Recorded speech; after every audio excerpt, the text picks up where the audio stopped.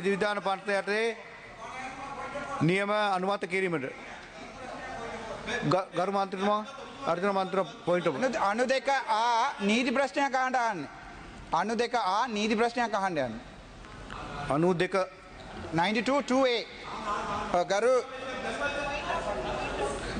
කාර්යපටිපාටිය සම්බන්ධයෙන් එතන මොකද්ද ඔබ නගන 92 නෙවෙයි. මොකද්ද 92 පැහැදිලිම කියනවා a member may in any proceeding questions whether proper procedures have been or are being followed. ඔබ ප්‍රොසීඩියර් අවුල කියන්නේ ප්‍රොසීඩියර් තියෙන අවුල කියන්නේ ඉදල වන්ද ශ්‍රීධරන් පාරාලමන්ත්‍රී පොයින්ට් බෝඩ් එකක් නෙවෙයි ගරු මන්ත්‍රීතුමා.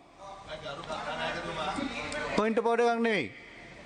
දැන් ගරු ඔබතුමා නගන්නේ මේ පොයින්ට් බෝඩ් එකක් නෙවෙයි. ප්‍රධාන පොයින්ට් බෝඩ් එකක් නැතුව කතා කරන්න එපා ගරු මන්ත්‍රීතුමල්ලා. මේ කාලේ කාදමන වැඩක් තමයි මේ යන්නේ. ප්‍රධාන කටයුතු සඳහා අපි යමු. ඔබතුමා හරිද අමුතුම මොකද්ද ඔබතුමා පොයින්ට් බෝඩ් 122 යටතේ සමාන 121 යටතේ මුදල්කාරක සභාවේ පැන නගින ගැටලු පාර්ලිමාවත වාර්තා කිරීම සම්බන්ධයෙන් කෙටි ප්‍රශ්නයක් යොමු කරන්නේ. ඒක තමයි 100 අපේ ව්‍යවස්ථාවේ 17 වෙනි පරිච්ඡේදයේ තියෙන රාජ්‍ය මූල්‍ය සම්බන්ධයෙන්. ඒකට විශේෂම වැදගත් කාරණාවක් තමයි විගණකාධිපතිවරයෙක් මේ රටේ සිටිය යුතුයි. දැන් දවස් 41ක් වෙනවා විගණකාධිපතිවරයෙක් මේ රටේ නැහැ. දැන් අවුරුදු 225ක් තිස්සේ විගණකාධිපතිවරයෙක් මේ පත් කිරීම සම්බන්ධයෙන් සම්ප්‍රදායක් තියෙනවා. ඉතින් රාජ්‍යයේ ජ්‍යෙෂ්ඨතම විගණකාධිපති සේවයේ ඉන්න පුද්ගලයාව පත් නොකර තිබීමට රජයේ යම්කිසි හේතුවක් තියනවාද? එහෙම නැත්නම් සමාවෙන්න මම ඉවර කරනවා. මම රජයේ මුදල් පිළිබඳ කාර්ක සභාවේ සභාපති හැටියටයි මම මේක යොමු කරන්නේ ඔබතුමාට. ඒ නිසා කරුණා කරලා මේ සම්බන්ධයෙන් ඉක්මන් තීරණයක් අරගෙන විගණකාධිපතිවරයෙක් මේ රටට පත් කිරීම කළ යුතුයි. අද ගරු මන්ත්‍රීතුමා මේ කොන්ස්ටිටියුෂන් කවුන්සිල් හවුස් දෙකට රැස් වෙනවා. එතින්දී අපිට යෝජනා ඇවිල්ලා තියෙන ජනාධිපතිතුමා නිර්දේශ වෙලා තියෙනවා. ඒ සම්බන්ධයෙන් වැඩ කටයුතු කරනවා. ඔබතුමා පොයින්ට් ඔෆ් බෝඩ් එක පොයින්ට් ඔෆ් ඕඩර් එක රෝණ බණ්ඩාරම් මන්ත්‍රීතුමා සම්බන්ධයෙන් උඹත් පොයින්ට් ඔෆ් ඕඩර් කියන්නේ කොහෙද තියෙන්නේ එතුමාගේ ඒ තියෙන ආරක්ෂා තත්ත්වය ඒ සම්බන්ධයෙන් ගරු රවි කරුණාක මන්ත්‍රීතුමා මට ලැබුණා ලිපියක් ඒක පොලිස්පතිතුමාට යොමු කරන්න මම උපදෙස් ලබා දීලා තියෙනවා. එතුමා 9 අද උදේ 9:28 මට වරප්‍රසාද කමිටුව මේ වරප්‍රසාද ප්‍රශ්නයක් නැගුවා. ඒක ඉදිරිපත් කරන්න දීලා තියෙනවා. අපි ඉදිරියට වැඩ කටයුතු කරගෙන යමු. ගරු ප්‍රධාන වැඩ කටයුතු අද දින න්‍යාය පත්‍රයේ විෂයාංක 1 නිෂ්පාදන බදු විශේෂ විධිවිධාන යටතේ නියමයේ අනුමත කිරීම ඉදිරිපත් කිරීම ආචාර්ය උපාලි පන්නලගේ අමාත්‍යතුමා. ගරු කතානායකතුමනි අද දින පාර්ලිමේන්තුවේ න්‍යාය පත්‍රයේ විෂයාංක 1 නිෂ්පාදන බදු විශේෂ විධිවිධාන පනත යටතේ නියමයේ පාර්ලිමේන්තුව විසින් අනුමත කිරීම සඳහා මම ඉදිරිපත් කරමි. ආචාර්ය හර්ෂණ සූර්යප්පෙරම මන්ත්‍රීතුමා ඔබතුමාට විනාඩි 16ක් තියෙනවා. ගරු කතානායකතුමනි බොහොම ස්තුතියි අවස්ථාව සූදානම් කර දුන්නට. ඔබතුමාගේ පොයින්ට් ඔෆ් ඕඩර් එකක් නැහැනේ. එසට් නිවේදනය පිළිබඳව 2025 වර්ෂයේ ජනවාරි මාස 31 වෙනි දින නිකුත් කරනු 24/21 ඇලයිරක් 42 දරන ගැසට් නිවේදනය පිළිබඳවයි අද මේ විවාදයට ප්‍රස්තුතය වෙලා තියෙන්නේ. ඒ කටයුත්තේදී ගරු කතානායකතුමනි මේ අලුතෙන් තියෙන අපි රටට වාහන ආනයනය කිරීමට අවශ්‍ය වැඩපිළිවෙල සූදානම් කරලා දීලා ක්‍රමක්‍රමයෙන් පොදු ජනතාවට අවශ්‍ය කරන මගී ප්‍රවාහන බස් රථ පළවෙනි කාණ්ඩයේත් නිෂ්පාදන ආර්ථිකයට අදාළ කරන වාහන සඳහා දෙවනි අධියරේත් පෞද්ගලික වාහන සඳහා තුන්වෙනි අධියරේත් යනාදී විදිහට ඉතාමත් ක්‍රමවත් වැඩපිළිවෙලක් වර්තමාන ආණ්ඩුව මේකට ඉදිරිපත් කෙරුණා. මේ වැඩපිළිවෙල ක්‍රියාත්මක කෙරෙන්නේ අපි දන්නවා කඩා වට්ටල තිබුණු ආර්ථික ක්‍රමවේදයක් තිබුණු රටකටයි මේ වැඩපිළිවෙල නැවත ක්‍රියාත්මක කරවන්නේ. ඒ කියන්නේ වසර 5කට ආසන්න කාලයක් රටට වාහන ගෙන්නන්නේ නැති කාලයක නැවත වතාවක් ඒ ආනයනය සඳහා අවසර දීමේදී ඉතාමත් කල්පනාකාරීව සුපරික්ෂාකාරීව මේ පිළිබඳව හොයලා බලලා තමයි මේ වර්තමාන රජය වගකිය යුතු රජයක් විදිහට වැඩ කටයුතු කළේ.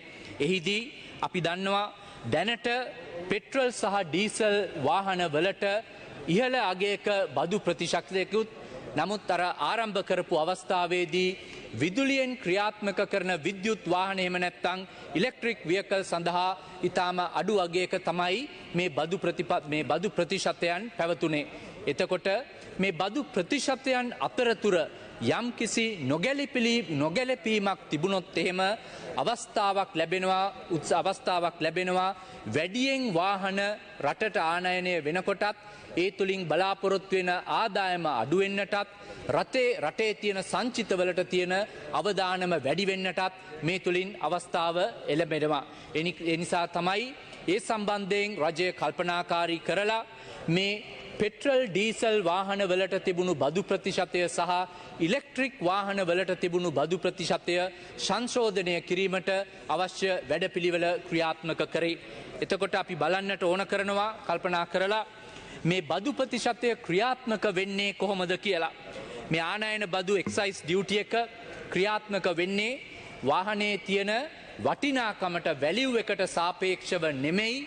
ඒක මේ එක්සයිස් ඩියුටි එක ක්‍රියාත්මක කරන්නේ ඒ වාහන කාණ්ඩයට එහෙම නැත්නම් පෙට්‍රල් වාහනයක්ද ඩීසල් වාහනයක්ද හයිබ්‍රිඩ් වාහනයක්ද ඉලෙක්ට්‍රික් වාහනයක්ද ඒ තුලින් පරිසරයට මුදාහැරෙන පරිසර දූෂණයට සම්බන්ධ කරන කාරකයන් උපයෝගී කරගෙන පරිසර දූෂණය අවම කිරීම සඳහා ඩීසල් වැනි වාහනවලට වැඩි බදු ප්‍රතිශතයකුත් වැඩි බදු ප්‍රමාණයකුත් පෙට්‍රල් වාහනවලට වැඩි බදු ප්‍රමාණයකුත් හයිබ්‍රිඩ් වලට ඊළඟට බදු ප්‍රමාණයක් සහ ඉලෙක්ට්‍රික් වාහන සඳහා බදු ප්‍රමාණයකුත් තමයි අය කරන්නේ. ඒ කියන්නේ මං කලින් පැහැදිලි කරා වගේ බදු ප්‍රතිශතයක් නෙමෙයි තියෙන්නේ.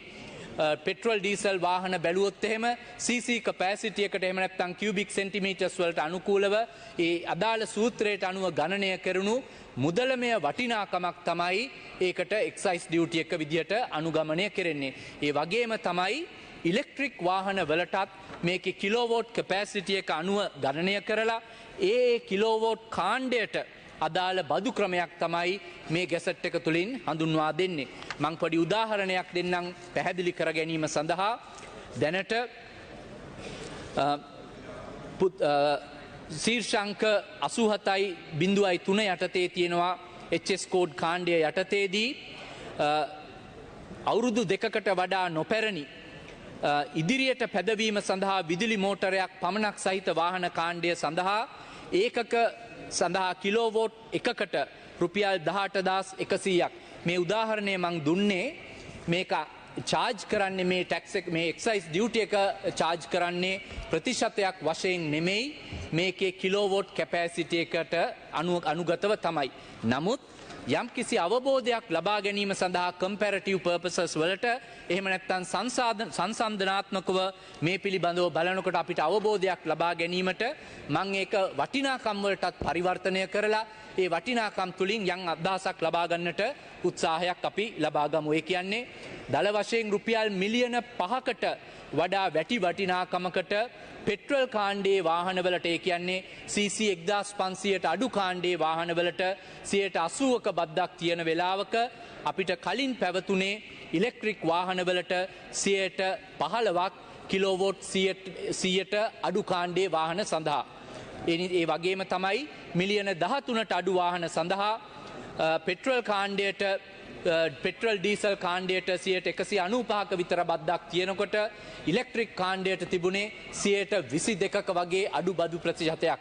මෙන්න මේ ගැටලුව निराකරණය කරවා ගැනීම සඳහා එහෙම නැත්නම් මේ බදු ප්‍රතිශතයන් අතර තිබුණු විශාල පරතරය අඩු කරවා ගැනීම තුලින් මම අර මුලින් කිව්වා වගේ රටේ සංචිත වලට තියෙන බලපෑම අවම කරගෙන ආදායම උපදවා ගන්නට අවශ්‍ය තල්ලුව ලබා දීමට තමයි මේ විදිහට සංශෝධනය ඉදිරිපත් කරනු ලැබුවේ. ඒ අනුව අලුතෙන් ක්‍රියාත්මක කරන මේ බදු ක්‍රමවේදයට අනුව අපි මුලින් සඳහන් කරා වගේ ජනවාරි මාස 31 වෙනිදා සිට නිකුත් කරන ලද මේ ගැසට් එකට අනුව මේ වෙනකොට ඒ වැඩපිළිවෙල ක්‍රියාත්මක කරන්න පටන් අරගෙන තියෙනවා.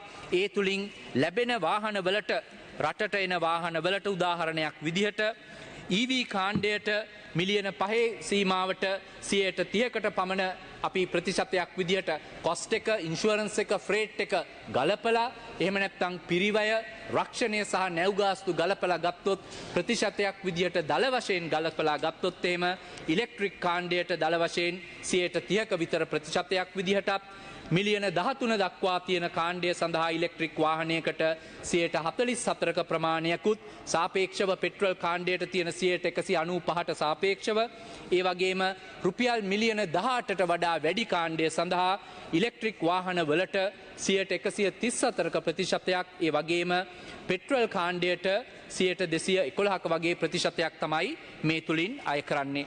මෙසේ කිරීමට හේතුව තමයි ගරු කතානායකතුමනි මේ ආර්ථිකය ගොඩනගන්නට අවශ්‍ය කරන තල්ලුව ගන්නට මේ කඩා වට්ටලා දාලා තියෙන රට නිසි ක්‍රමවේදයකට නැතුව ගමන් කරන රට මේ තුලින් උපයා ගන්න ආදායම රටේ නැවතිලා තියෙන සංවර්ධන ව්‍යාපෘති නැවත ආරම්භ කරන්නට අලුතෙන් සංවර්ධන වැඩපිළිවෙළවල් ක්‍රියාත්මක කරවන්නට රජයට අවශ්‍ය ආදායම උපයා ගන්නා ප්‍රධාන මූලාශ්‍ර වලින් එකක් තමයි රටට වාහන ආනයනය කිරීමේදී ලැබෙන මේ වටිනාකම් මේ බදු ප්‍රමාණයන්. ඒ වගේම මේ වසර 5කට පසුව කාලයකදී අපි වාහන ආනයනය කරනකොට කරුණු ගණනාවකින් බලන්නට ඕන. ඒවා එක පැත්තකින් ලංකාවේ තියෙන වටපිටාව අනිත් පැත්තෙන් ලෝකයේ තියෙන වටපිටාවත් සලකලා බලන්නට ඕන. Economic challenges across the world is not helping the country at any given time. Therefore we need to consider a macroeconomic policy that stabilizes the Sri Lankan economy considering the realities that we face on a day-to-day basis. ඒ වගේ ඒ තුලින් මේ ආර්ථිකය ස්ථාවර කිරීමේ වැඩ කටයුත්තේදී අපි දන්නවා රටේ තියෙන සංචිතවලට තියෙන බලපෑම අවම කරන්නට ඕන. අපේ විදේශ විනිමය අනුපාතයන්ට තියෙන බලපෑම අවම කරගෙන ඒ තුලින් අපේ ඉම්පෝටර්ස්ලට එක්ස්පෝටර්ස්ලට අපනයනකරුවන්ට සහ ආනයනකරුවන්ට අවශ්‍ය සහාය ලබා දෙමින් එක පැත්තකට ඒ වගේම තමයි රටේ ඉන්න හැකියාවක් තියෙන මේ වගේ අවස්ථාවකදී පවා වාහනයක් ගෙනෙන්නට හැකියාව තියෙන රජයට අවශ්‍ය කරන ආදායම වෙනුවෙන් බදු කන්ට්‍රිබියුෂන් එක දීලා ඒ හැකියාව තියෙන පිරිසට අවස්ථාව උදා කරලා දෙනවා වගේම අර අපි කලින් සඳහන් කර රාජ්‍ය ආදායම ඉහළට වැඩි කරවා ගැනීමේ මේ සමස්ත ක්‍රමවේදය තුලයි මේ බදු ප්‍රතිශතයන් ඉතාමත් සුපරීක්ෂාකාරීව සූදානම් කරලා තියෙන්නේ. මේ කටයුත්ත සාර්ථක වෙලාද කියලා බලන්නට හොඳම නිර්ණායකය තමයි ගරු කතානායකතුමනි මේ වැඩපිළිවෙල මේ දක්වා සාර්ථක වෙලා තියෙනවාද කියලා අපි පසු විපරමක් කරලා බලනකොට එහෙනම් රජයක් විදිහකට මේ තුලින් බලාපොරොත්තු වෙච්ච බදු ආදායමක් තියෙනවා. මේ වෙනුවෙන් අපි ඕපන් කරන්නට බලාපොරොත්තු වෙච්ච LC ප්‍රමාණයක් තියෙනවා. මේ සියලු දර්ශකයන්ගෙන් රජයට පැහැදිලිවම පේනවා මේ ගත්තු තීරණය ඉතාමත් සාර්ථක විදිහට මේ වෙලාවේ ක්‍රියාත්මක වෙනවාය කියලා. ඒ තුලින් රටට අත්‍යවශ්‍ය කරන වාහන ෆ්ලීට් එක ලැබෙමින් පවතින අතර අපේ සංචිතවලට තියෙන බලපෑම අවම කරගෙන වාහන ඉම්පෝටේෂන් එකටත් ඉඩ ලැබිලා ඒ වගේම තමයි රාජ්‍ය ආදායමත් අපි බලාපොරොත්තු වුණු ආකාරයටම ඉහළ ගිහින් තියෙනවා මේ වාහන ආනයනය කිරීම තුලින්. ඒ වගේම මේ වැඩපිළිවෙල තුලින් ණය කරගන්නා බදු රටේ සංවර්ධනයට මං මුලින් සඳහන් කරා වගේම අවශ්‍ය කටයුතු කාරණා සඳහා තමයි මේක යොමු කරවන්නේ. ඒ කියන්නේ එක පැත්තකින් බලනකොට රටේ ඉතාමත් අපහසුතාවයට පත්වෙලා ඉන්න ජනතාවට අවශ්‍ය කරන සහන එක පැත්තකින් ලබා දෙනකොට අපේ නිෂ්පාදනයේ යෙදිලා සිටින කර්මාන්ත කරුවන්ට අවශ්‍ය කරන පහසුකම් තව පැත්තකින් ලබා දෙනකොට රටේ ඉන්න පාරිභෝගික ජනතාවට අවශ්‍ය සහනයන් තව පැත්තකින් ලබා දෙන මේ සියලුම ආකාරයේ කටයුතු වලට තමයි මේ බදු ආදායම කාල සීමාවක් තියෙනවා. මේ බදු ආදායම අපි උපයෝගී කරගන්නේ. ඒ වගේම තමයි මේ වැඩ කටයුත්ත සාර්ථක කරනකොට එක පැත්තකින් ආදායම වගේ බලනවාම අනිත් පැත්තෙන් රජය වියදමත් ඉතාමත් මනා ලෙස කළමනාකරණය කරගෙන නිදෙන නිසා රටේ ආර්ථිකය ඉතාමත් හොඳ ස්ථාවර මට්ටමකට මේ වෙලාවේ පැමිණිලා තියෙනවා. මේක ගමනේ ආරම්භය විතරයි. අපි බලාපොරොත්තු වෙනවා මේ වැඩ කටයුත්ත සාර්ථකව කරගෙන තව දුරටත් මේ ආර්ථික වර්ධන වේගය ඉදිරියට පවත්වාගෙන රටට අවශ්‍ය amidst the global challenges, Honourable Speaker, we are determined to continue with timely intervention, with the necessary discussions along with other appropriate parties relating to the global challenges in order to make sure we provide the necessary facilitation for our business community, for the private sector, particularly to the SME sector of the country, to ensure adequate financing is available, that financing is able to access at an affordable level, Honourable Speaker. That's a very important point. During the time the current government managed this economy, the interest rates of the country has stabilized and come to a level, to a single digit level in many occasions.